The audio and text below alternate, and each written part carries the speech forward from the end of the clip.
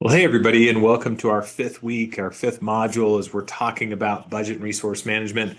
And this time, we're going to get a little bit more into another topic. Particularly, we're going to start talking about a little bit of the logistics of budgets. And so I hope that you'll find this to be also helpful as you're thinking about different ways that we budget and different types of budgets that we can find.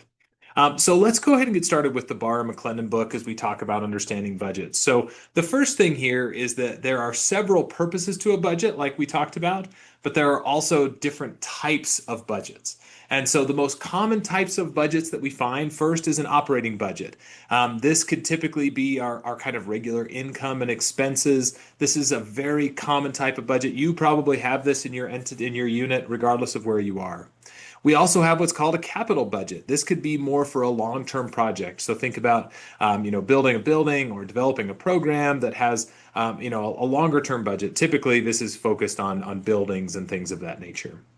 We also have what's called an auxiliary budget. This is for units that are fully self-supported, hopefully. And so, typically athletics, we might have housing in this. We might have some rec centers, while they might receive institutional funds, might also be considered an auxiliary as they're trying to maintain their own, kind of budgets, their own resources to survive. And then we have special fund budgets, typically endowments or things of that nature. And I think it's interesting because this week we had a chance to look at the comparison between our Barr and McClendon book and the Paulson book, where we see some similar or some overlap here with operating and capital budgets as well as auxiliary budgets. But then they broke up this idea of restricted budgets, which we would call those special fund or endowment budgets. They also talk specifically about hospitals, as well as service center budgets. The reason that that book kind of gets a little bit deeper into this is because those are different types of budgets. Hospitals typically have a very different budgeting structure than some of the other entities and organizations. So, as we think about budgets, we also need to think about how they're created and how they're run. So, one way to think about it, and this is from Carl Weick and his idea of coupling theory, which is how closely tied decisions are to the decision. So, in this case, we might have, or I guess it's more entities within the organization. So, there might be tight coupling with that budget making process. So, think for a moment about let's say student affairs. And maybe we have a budget for our Dean of Students office, and we have a budget for our student government office, and we have a budget for, maybe our TRIO programs. Those budgets are going to be very different, right? Loosely coupled. They're all under student affairs, but they're run very differently, and probably have different sources of revenue even.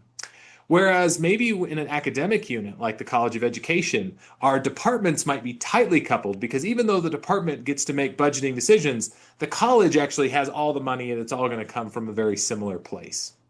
Another way to think about this is from the centralized to decentralized perspective, right? So when I am given a budget, is it all mine or do I have to, kind of go through other entities to make that happen? Most of the time, our budgets are pretty hybrid to decentralized, but there are some centralized budgets, and there is some centralized organizational decision making. And sometimes it also depends on the leader. But again, just another way to think about some of the logistics of the budget. This week, we also delved into an article that was focused on budget cuts. And a couple of things that came out of this. First, student affairs is often the first unit to experience budget cuts. Potential responses to budget cuts often include alternative resources. We think about increasing efficiency. We think about stronger coordination. And the role of leaders in this process is very important. And I think this really relates to that Paulson and Smart book that we were able to dig into a little bit as well, where we need to think about who's involved in the decision-making process. Where do the institutional leaders get in? How do we, kind of recognize our revenue and our expenses? And we need to think about who's kind of got the opportunity to give feedback, who has the power to make decisions.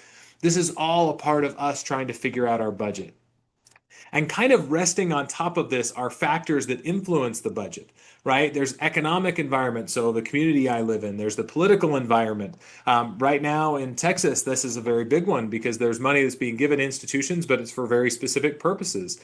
We can have national, state, and local in terms of that political environment.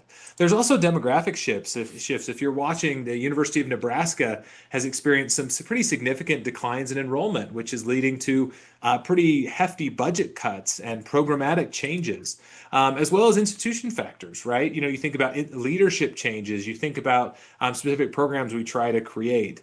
But I think at the heart of it, we really just need to remember that there's so much that goes into the development and creation of budget. And so we need to be thoughtful and respectful of that. One of the last things I want to share from this week, just because I know there's so much content we could cover, is that often when we're thinking about budgets, the first thing we need to remember is that this idea of resource dependency, that most institutions, when they make budgetary decisions, it's about survival. And so we're dependent on resources, but we're also dependent on our effective use of those. We need to make sure that we're able to garner the resources we need to run the programs that we want. And then we also, the other kind of tool for budget is that allocation. So when I utilize resources, how is that going to impact the decisions that I make? And how is it going to impact the organizations within my entities?